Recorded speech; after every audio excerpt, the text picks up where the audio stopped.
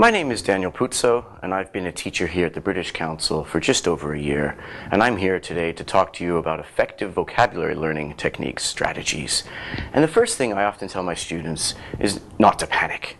There are so many vocabulary words out there, there's no way you're going to learn all of them right away. You've got to take it in baby steps. Be patient with it. And I always tell students the same thing, that you can't expect to actively use all of the words you come across or learn, but they'll become probably more likely a part of your passive vocabulary. The question is, how can we make more of these words from passive to active? And there's a few different techniques.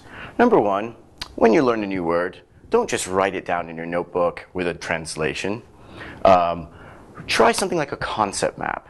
Put the word down on a piece of paper, kind of circle the word in a bubble. Think of synonyms, antonyms. Try to categorize the word. Think of an example sentence, collocations for the word. So not just the word and its definition, but different uses of the word. Other things I tell people to do, same thing I do when I'm learning a language, is write. Students hate to hear that writing is such an effective way of using vocabulary because, let's face it, writing isn't the most popular activity, but writing is a great way to make these words more active by using them, by showing that you can use them in sentences accurately and properly. That will help you be more comfortable speaking using the word when you're speaking.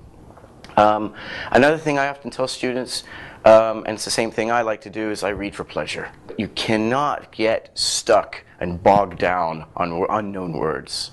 If you do that, I think you'll lose the pleasure of reading. Try to read all the way through, just for the pleasure and the beauty of the reading. Then you can go back and look at some of these words and try to make them more active. One last thing I recommend, make a checklist of words you want to use active.